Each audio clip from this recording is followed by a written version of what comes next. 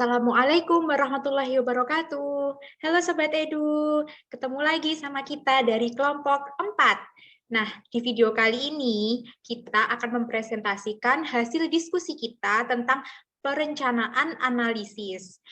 Mulai dari pemilihan nama sekolah, lalu juga ada pembentukan visi dan misi, serta pemilihan sumber belajar, baik itu by design maupun by utilization. Nah, sebelum kita masuk ke penjelasannya, kenalan dulu ya sama anggota kelompok 4 ini.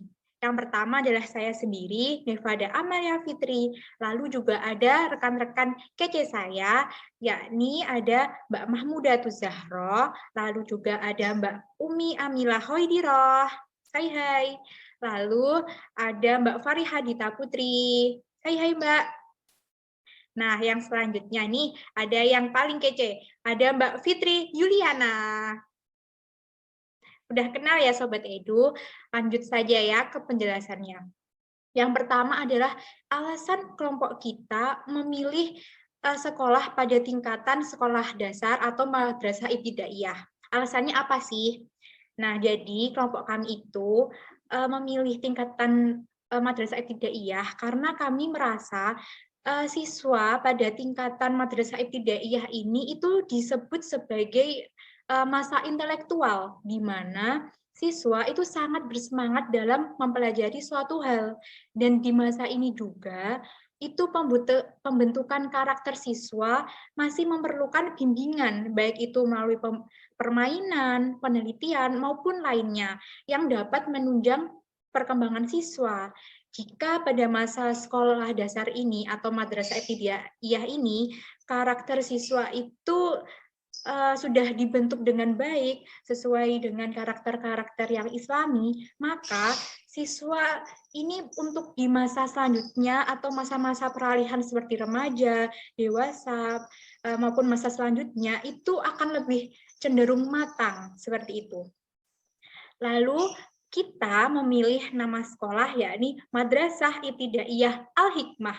Kenapa sih kita kok milih nama Al-Hikmah? Nah, ada alasan yang cukup filosof nih.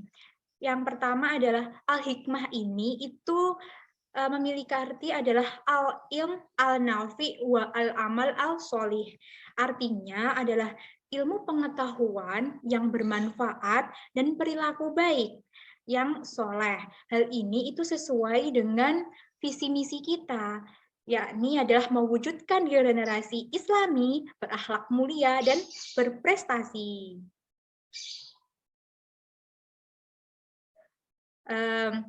Jadi kita itu berharap bahwa siswa kita itu bisa menjadi generasi yang Islami, bisa menjadi generasi yang bermanfaat, berakhlak mulia, bukan hanya untuk dirinya sendiri, tetapi juga untuk keluarganya, untuk teman-temannya, untuk di lingkungan sekitarnya, maupun untuk makhluk lainnya seperti itu. Dan kita itu berharap bahwa siswa kita ini itu dapat berprestasi, bukan hanya nih berprestasi pada bidang akademik saja, tapi juga dalam bidang akademisnya. Dan untuk selanjutnya ini adalah penjelasan tentang misi yang akan dijelaskan oleh Mbak Mahmudatus Zahro dan Mbak Fariha Dita Putri. Silahkan Mbak. Baik, selanjutnya yaitu mengenai misi. Pertama-tama saya akan menjelaskan mengenai apa itu misi sekolah. Nah, misi sekolah adalah upaya atau tindakan yang dilakukan oleh warga sekolah untuk mewujudkan visi sekolah. Tadi kan telah disebutkan visi oleh Mbak Neva bahwa mewujudkan generasi yang Islami, berakhlak mulia, dan juga berprestasi. Lalu, kami merumuskan ada 8 misi, yaitu yang pertama, membimbing peserta didik untuk selalu istiqomah dalam beribadah dan taat kepada Allah dan juga Rasul-Nya. Nah, seperti visi yang telah kami usung, di mana kami berusaha mewujudkan generasi yang Islami, maka cara utama atau dasar tindakannya yaitu untuk menekankan keimanan para peserta didik dan juga seluruh masyarakat sekolah, yaitu dengan mendisiplinkan ibadah para peserta didik dan juga menanamkan agar selalu taat kepada perintah Allah dan juga Rasul-Nya. Misi yang kedua yaitu mendidik peserta didik menjadi kader muslim yang beriman dan berakhlakul karimah. Nah, hal ini sejalan dengan visi kami, yaitu mencetak peserta didik yang berakhlak mulia. Oleh karena itu, kami berusaha mendidik peserta didik agar menjadi kader muslim yang ideal. Nah, kader muslim yang ideal ini salah satunya yaitu seorang muslim yang beriman dan juga memiliki akhlak yang karimah. Yang ketiga yaitu membimbing peserta didik untuk menguasai ilmu pengetahuan dan teknologi. Seperti yang kita tahu, seiring berkembangnya zaman, ilmu pengetahuan dan juga teknologi itu juga pastinya akan selalu berkembang. Nah, untuk mengatasi kultur shock atau kultur lag, maka kami berusaha untuk membimbing para peserta didik dan juga semua warga sekolah untuk menguasai teknologi yang ada dan senantiasa beradaptasi dengan zaman. Lalu misi yang keempat yaitu membentuk peserta didik yang disiplin, aktif, kreatif, dan berkepedulian sosial. Nah, selain menciptakan atau mencetak peserta didik yang islami, kami ini juga menginginkan peserta didik memiliki jiwa sosial yang tinggi. Upaya kita yaitu dengan cara menanamkan nilai tanggung jawab, disiplin, selalu aktif dan kreatif, serta menanamkan empati yang tinggi, sehingga peserta didik memiliki jiwa berkepedulian sosial.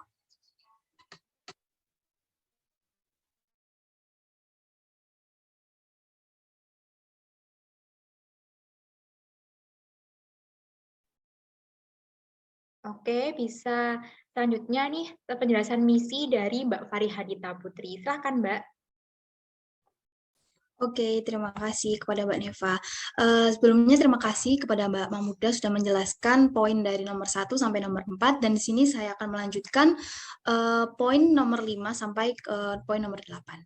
Jadi poin nomor 5 ini yaitu tentang membimbing peserta didik yang mandiri dan berguna bagi orang lain. Nah, salah satunya dengan cara untuk membiasakan peserta didik ataupun seluruh warga yang ada di sekolah. Misalnya, untuk peserta didik itu meletakkan barang-barang pada tempatnya, seperti rak sepatu, meletakkan mukena ketika di masjid, atau membantu teman jika ada yang membutuhkan bantuan. Nah, selain peserta didik, seluruh warga sekolah juga berperan aktif dalam memberikan contoh melalui hal-hal kecil dalam kehidupan sehari-hari di sekolah. Kemudian poin keenam yaitu menciptakan lingkungan madrasah yang islami, kondusif, dan harmonis. Nah, lingkungan madrasah yang kondusif itu dapat diartikan dengan penerapan prinsip syariah dalam kehidupan sehari-hari, seperti menanamkan batasan antara siswa perempuan dan siswa laki-laki, mengenalkan lebih jauh tentang aurat laki-laki dan perempuan, serta memisahkan tempat duduk antara siswa laki-laki dan siswi perempuan di dalam kelas. Nah, kondusif ini juga diartikan sebagai upaya warga sekolah untuk menjaga kestabilan antara suasana belajar dan juga komunikasi antar warga sekolah. Jadi diharapkan warga sekolah juga bisa menerapkan 5S dengan baik, yaitu senyum, sapa, salam, sopan, dan santun. Kemudian poin yang ketujuh yaitu melibatkan seluruh warga sekolah dalam pelaksanaan pendidikan. Nah, melibatkan seluruh elemen warga sekolah yang ada itu bukan hanya terfokus pada pendidik dan juga peserta didik, tetapi juga ada kepala sekolah, ada guru, siswa-siswi, kemudian ada penjaga kantin, kemudian ada petugas kebersihan, staf TU, dan lain sebagainya. Itu termasuk ke dalam misi kami, yang mana itu semua kesuksesan dalam pembelajaran itu juga berpengaruh dari seluruh warga sekolah yang ada.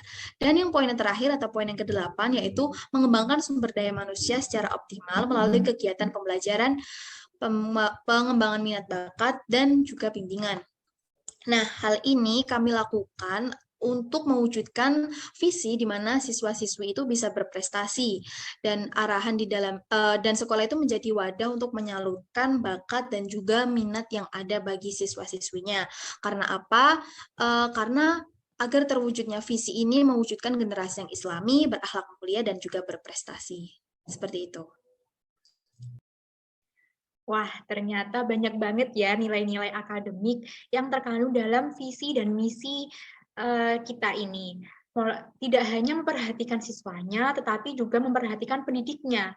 Dan untuk selanjutnya nih, ada penjelasan tentang sumber-sumber belajar, baik itu by design maupun by utilization yang akan disampaikan oleh Mbak Fitri Juliana dan Mbak Umi Amilah Hoidiroh.